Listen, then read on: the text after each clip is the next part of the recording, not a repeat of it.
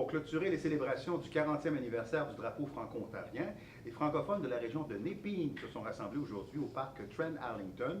Jeux gonflables, barbecue et spectacle étaient au rendez-vous. On en parle avec Karine Charlebois qui est sur les lieux. Bonjour Karine. Bonjour. Bon, qu'est-ce qu'on pouvait retrouver? Qu'est-ce qu'on retrouve présentement sur le site pour la célébration de la francophonie ontarienne? Bien, présentement, il vient d'avoir une belle cérémonie pour annoncer le début des festivités. Il y a eu une reconstitution historique organisée par le centre de service de l'école Gig. Donc, ils sont costumés, ils ont fait une reconstitution de la fameuse bataille des aiguilles à chapeau qui a eu lieu en 1916.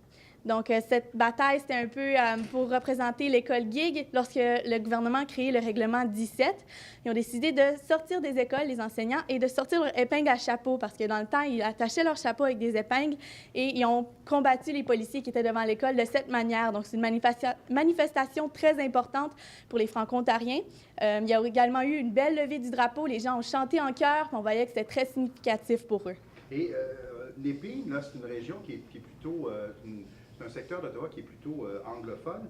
Ça doit être assez surprenant de voir un tel rassemblement francophone se dérouler à l'ouest d'Ottawa. Effectivement, Daniel, c'était très impressionnant de voir ça. Tout le monde est habillé en vert et blanc, ils célèbrent.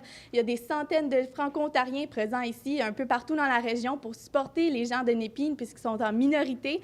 Donc, c'est important qu'ils présentent qu'ils sont beaucoup de gens qui sont francophones, puis de montrer à la population qu'ils sont présents en Ontario.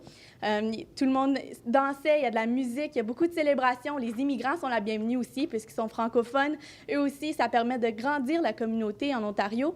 Puis, les organisateurs tenaient à rendre l'événement beaucoup plus gros cette année. C'est la 5e année et en plus, c'est le 40e du drapeau franco-ontarien. Donc, ça fait 40 ans que le drapeau suit les francophones, qu'il les accompagne dans leur bataille et qui leur permet d'évoluer fièrement et de grandir et de se faire connaître à travers le Canada. Merci beaucoup, Karine, pour ces précisions. Je vous en prie. OK.